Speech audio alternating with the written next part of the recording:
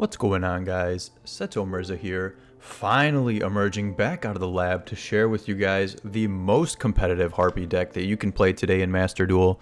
I just took this deck all the way up to Master Tier 1, and I just had to get on here and share something with you guys. And I know it's been so long, and just wanted to say life's been moving very fast for me. I am now a father since the last time I uploaded, so there's that. And you know, that takes a lot of reprioritizing things in life, figuring out what's important. And you know, Yu-Gi-Oh just had to take a back seat for a bit there. And there hasn't been much Harpie support going on to really kind of motivate me to get back into the game. There was that new pet dragon, Fearsome Fireblast, that came out a while ago, but I'm going to be honest, guys, I'm going to give a hot take. That card is not that good in my eyes. It doesn't really fix the problems that the Harpie deck is facing. It does help with a little bit of less reliance on the normal summon, but without the ability to consistently put bodies on the board without the normal summon, I just don't think it's that good.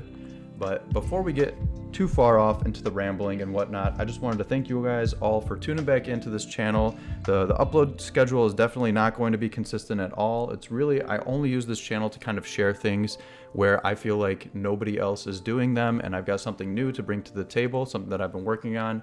And so I just wanted to bring this Master Duel video to you guys. So without too much rambling, let's get into it. So first off, I just wanted to share my ID number if anybody wants to follow me here to get some replays.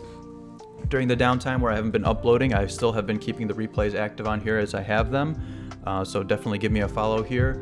I was going to make a video, I think it was like last year or something, when it was peak Sprite and Runic Stun format. I got to Diamond Tier 2 when Diamond 1 was like the highest rank at the time, but I really set that goal for myself where I wasn't going to upload unless I hit the max rank, and I missed it, so I really didn't have the motivation there. But getting this Master Tier 1 definitely motivating me. So give me a follow on Master Duel if you want to keep up with the replays. But yeah, I've had versions of different decks that I've been working on show up on there, so if you want to see more content, be sure to give me a follow there.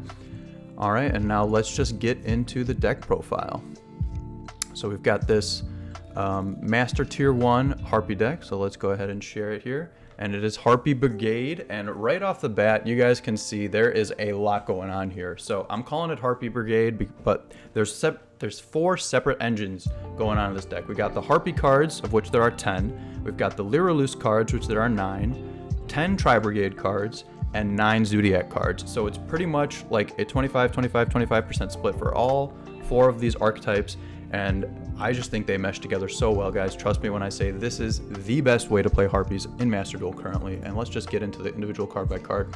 So starting off, we got the Psy-Frame Driver to go along with the 2 Gammas.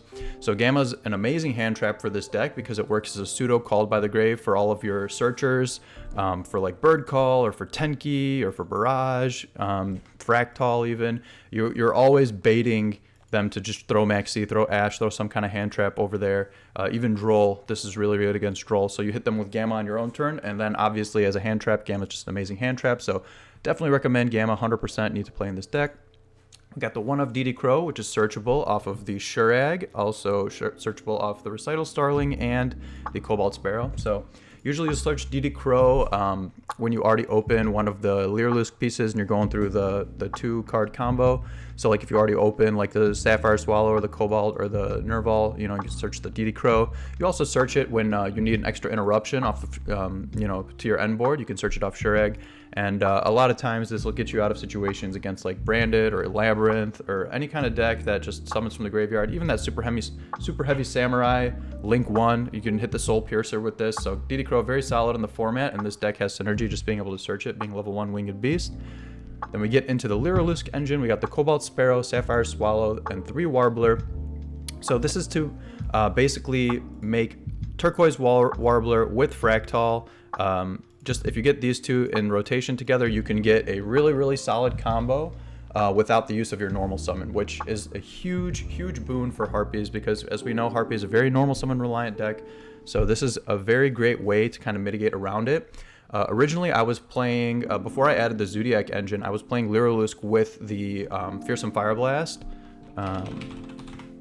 this card here, and you can use this with the Lyrilusks like Turquoise Warbler. You summon this, you summon out the level 7 guy, and then you can just make a Cyber Slash right off the bat there.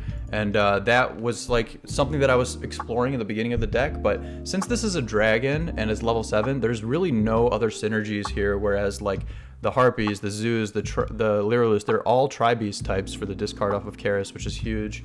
And you also get locked into the summoning restriction with the Tri-Brigades, where you can only use Tri-Beast types as link material, basically, for the rest of the turn once you use one of the summoning effects. So, with that being said, the Dragon I just didn't feel like was great, but the Lyrilusks end of the package ended up sticking around, and I really think that they're extremely solid, and I would definitely advise you guys to try playing them with Harpies in any kind of build. I just think Turquoise Warbler is better than Unexpected Die because it doesn't force you to play the vanilla, which is like, you know, it's a Harpie card, yeah, but it's really a brick. You don't want to see it. You just see this card, you just toss it out onto the board, especially if you're playing the Fire Blast. It combos really well, but even without it, with the rest of the Tri-Brigades, as you'll see, it's an amazing card.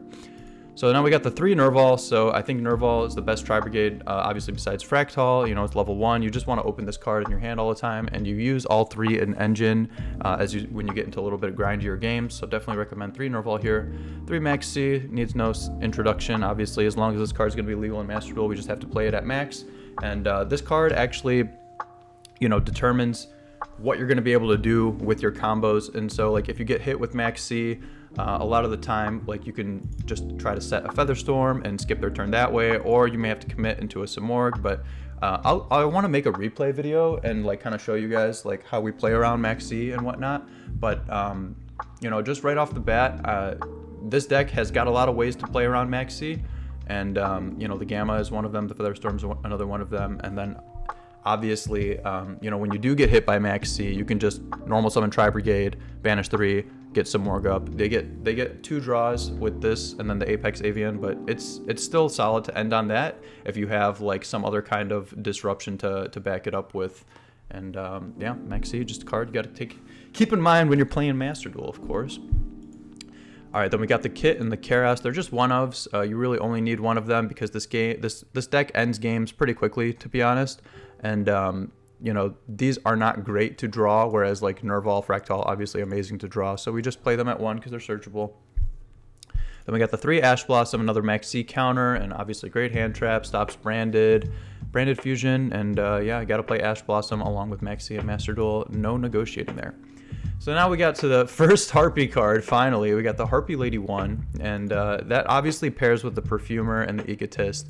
And guys, I know it seems like this is not really a Harpie deck. Like, how often do you think I'm just like summoning Perfumer? Like, what does Perfumer really do for this deck? I can tell you guys, Perfumer is huge for this deck. So as you look, you see it with the Zodiacs here. We have a total of 5 normal summons. I guess I don't really count this as a normal summon. It's just kind of like an engine requirement. But so we have 5 normal summons to kind of like avoid, you know, clogging too much on them.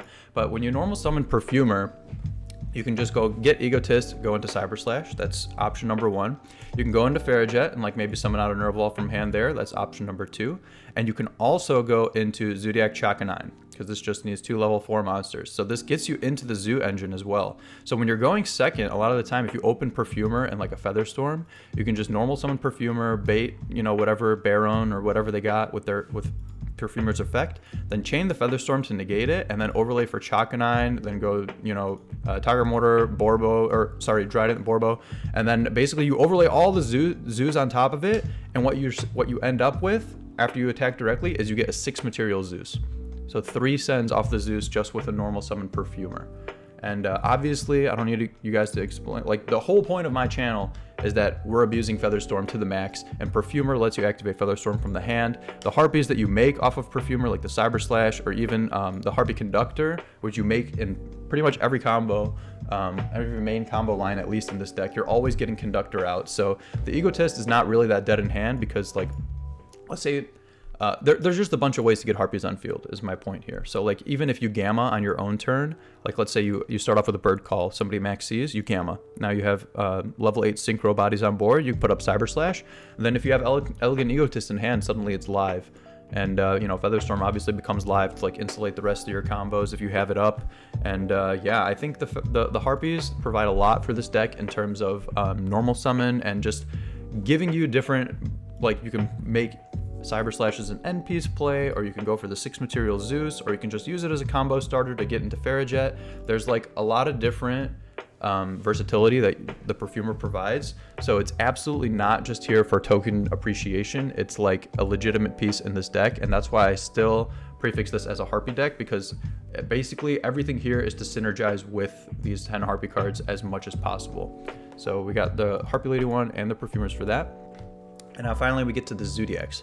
So with the Zodiacs, I mean, in I believe it was like the November ban list, they brought off Trident, and that was originally what got me looking back into this deck. I was not really playing Master Duel much at all, and then I saw Trident was unbanned, and I had some thoughts because back in the Tri-Brigade Lyrilisk format, when Harpies was the most playable last time, when we still had some Morg in the TCG, there was a German duelist of the name of, sorry if I mispronounce it, but it's Zio Mundry, I believe.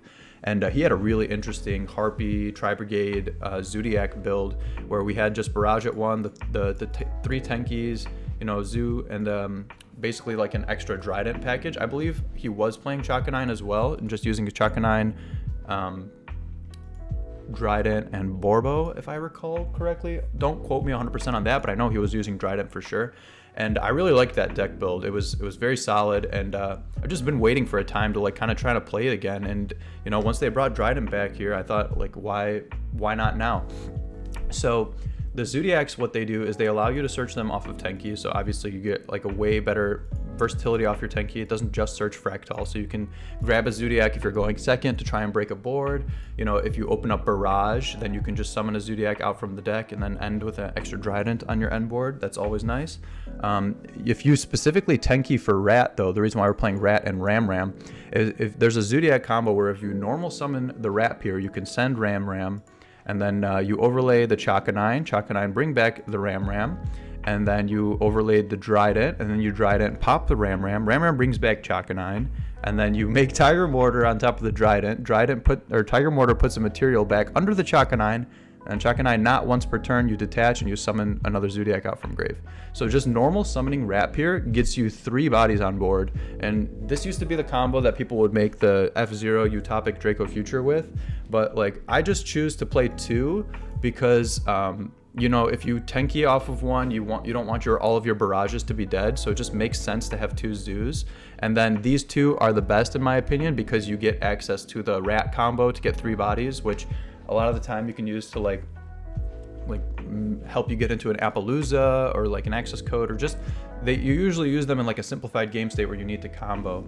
And I really like them. That combo came up for me quite a few amount of times, so definitely recommend playing these 2. And then Ram has also got the additional ability where when it's used as material, basically if a trap effect targets your Zodiac, like an Imperm or something on your Borbo, then you can just chain the Zodiac and detach, and then Ram will let you negate it actually. So when your opponent activates a trap effect that targets this card, quick effect, detach, and negate. So it gives you a little extra negate, which lets you push through with your Borbo into Zeus kind of plays, which is really nice. And then Barrage itself, actually, like Barrage and Karis, for example, is full combo. And the reason being is because you can just Barrage and then like stack up all your Zoos on top of each other and then put Trident on top and then just Trident pop itself. And now suddenly you just have 4 Tri-Beasts in the graveyard. So now you can just normal summon like your Karis and then banish 4, make Shurag, and then you're off to the races with your full combo from there. So the Zoos just fill up the graveyard with Tri-Beasts very quickly. They allow you to go second and threaten Zeus very easily. They pair well with Perfumer because you can make Chaka 9. And Perfumer actually can make Trident as well if you just Perfumer into Chaka 9 into Trident. So they pair together very, very well. And I highly recommend the Maximum Zodiac package. And that's kind of like why this is a 43 card deck. That's why there's no Prosperity. That's why it's because like we had to cut all of the extra cards that we could just to try and fit all of these engines together. And this is like really the max amount of like hand traps that you can fit with fitting all these engines and not compromising on any of the 3-ofs that we really want to see.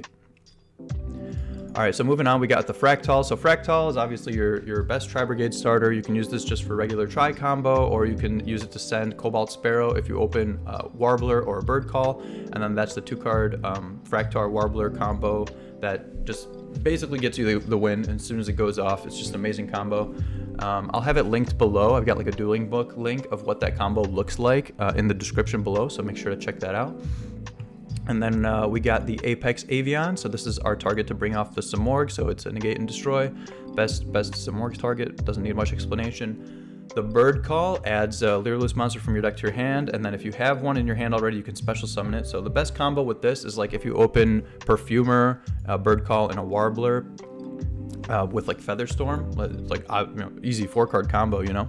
But if you have the Perfumer and the Featherstorm, you can just normal summon Perfumer, bait, you know, whatever hand traps, and then like if they max you just negate there, and then you can Bird Call, search for Cobalt, and summon Warbler from your hand afterward, and that's like the best combo in this deck. Basically, it's super insulated against all hand traps, and then you bait. It's just FTK if you can get that to resolve. But yeah, Bird Call doesn't really need much introduction. People max see this like pretty much all the time. They get greedy, and you just chain Gamma and you resolve it on your own field a lot. You would expect people to just wait until you commit a monster on board before throwing their maxi, but they get so greedy. So definitely got to punish with them, and Bird Call helps with that.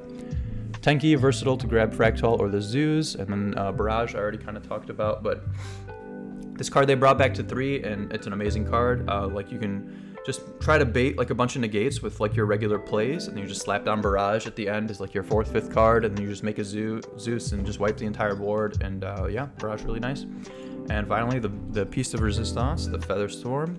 So yeah, this card is amazing, and I was playing around at some point with like potentially cutting this down a little bit, maybe putting in some Drolls. I was going second to Super Heavy Samurai a little bit too much, and they just make so many negates that it's hard to resolve Featherstorm into their field once they've full comboed.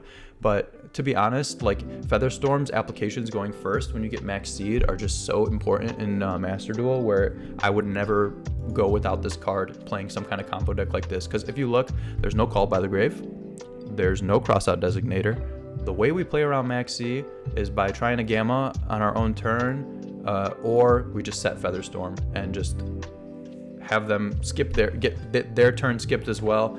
And that's honestly enough maxi insurance for this deck. It's like, it's crazy. It doesn't seem like it. Like, so yeah, sometimes you will be under maxi without one of these outs, and you'll just have to make a Simorgh and let your opponent draw a few cards and hope you survive. But honestly, this deck plays into maxi a lot better than people would expect, and it's because of this card, Featherstorm, I would say. All right, we've already 17 minutes in. I don't want to harp for too long, but let's just hammer through this extra deck. So we got the Cyber Slash. I've got it here now just because, you know, you can make the Synchro 8 with the Gamma the Driver. It gives you another option off of the Perfumer. But I was hopping back and forth between this card and Psy Framelord Omega. Omega is better with the Lyrelus specifically because it can get itself off the board and rip another card out of your opponent's hand so that you can still summon Turquoise Warbler afterward. For example, if you Bird Call, they chain Mexi, you Gamma, then you make Omega, you can rip a card from their hand and then still summon the Warbler afterward because now you control no monsters. Whereas the Cyber Slash can kind of get clogged in the monster zone, but it really doesn't cause that much concern because like if you really have full combo and you need to do it afterward, like you can just slap down a Tenki or a Barrage or something and then get Cyber Slash to just bounce itself back into the extra deck with its own effect and then continue to combo from there. But it's honestly win more because like when you resolve Gamma on your own turn, most of the time people just scoop, like they don't even care. And yeah, it's just I like Cyber Slash. You can also play, I was thinking about playing like the other Lyrelus rank 1, the Assembled Nightingale to attack direct, but honestly I made Zeus a fair amount of times just with this card, so I didn't really find that I needed it. And then maybe the other card I was considering was like a Salamangreat Almirage in this slot, so you can like normal summon Nervall or Kit in combo, but I really didn't need that. It didn't come up too much either. And Psy Framelord Lambda maybe would be another option for this, just to like, if you have Gamma in hand, you can still use it to kind of like as an interruption after you've already started playing. But yeah, that's Cyber Slash. This is the flex spot, that's why I'm spending the most time on it. The Recital Starling is for the Lyrelus combo. You search DD Crow, search Cobalt, or you search Nervall, or whatever you need, missing piece that you need, search this. You can make Zeus off of this, like I said. These are the 4 Zoos. I added the Tiger Mortar just for that Ram combo, and as well, you need this many Zoos to be able to make Perfumer into a 6 material Zeus, so we play this many. We got the Zeus itself, we got the Conductor, so we use Conductor as part of the 2-card combo, as well as just like, you make Conductor when you have Featherstorm to just make it live, or if you open up like an Egotist, you can just make Conductor and then make your Egotist live. We've got the double Dragon Lords, which is generic bounce for the Tri-Brigades. Send 10 key, you know, obviously, so they can do it for free. Just one Farrajet and one Shurag, just because your ending game's pretty early. Didn't really need the second Farrajet at all, or second Shurag. I'm playing Doom Eagle over the Rugal. So Rugal is nice because sometimes you have to link off non-wind types to go up into your link 3 when you're climbing into access code or something. And but I found that Doom Eagle just came up more often, where you would just like actually shuffle something back into the deck, or just like steal cheeky OTKs by like pumping it up to 4,800 and whatnot. So I like Doom Eagle. I didn't really miss the Rugal too much, so I would keep this. The the Simorg doesn't really need much explanation. This is the big boss, you know, card that I'm just praying to come back in the TCG, so I can actually have motivation to start playing TCG again. But until then, it's going to keep me coming back to Master Duel. Appaloosa you use as part of the 2-perk combo. You also make this whenever you have like a read that your opponent is holding like a Nibiru or a Bestial or something like that, and you just drop this. A lot of the time people don't expect it. The access code to finish off games, and the one of Shurag. And that is the deck profile, guys. It's been 20 minutes. I wanted to get as many of my thoughts out as I could on this, just because I don't know, you know, when the next time I'm going to upload is. Obviously, I want to try and make a replay video on this. If this video gets, you know, a lot of engagement and people want to see a replay video, definitely make sure to let me know. If you made it this far into the end of the video, I really appreciate you, first of all. Second of all, you got to hit that sub button so that you can keep a part of the channel and you know, get notified when I get uploading next. And if you want to reach out more and discuss, feel free to follow me. My friend code's in the description. I showed it at the beginning of the video as well. I'm also pretty active in the Harpie Discord, which I'll also keep linked below. There's a lot of like-minded individuals in there who are just cooking up a bunch of interesting builds for Harpies, so definitely recommend you guys jump in there if you haven't, you know, been a part of the Harpie Discord yet. And yeah, don't really have much else to say, so appreciate all of you guys. Hope you guys can take this build and learn something from it, try it out yourselves, and let me know if you want me to put together that replay video like I said. And until next time, this has been Seto Mirza signing off. Peace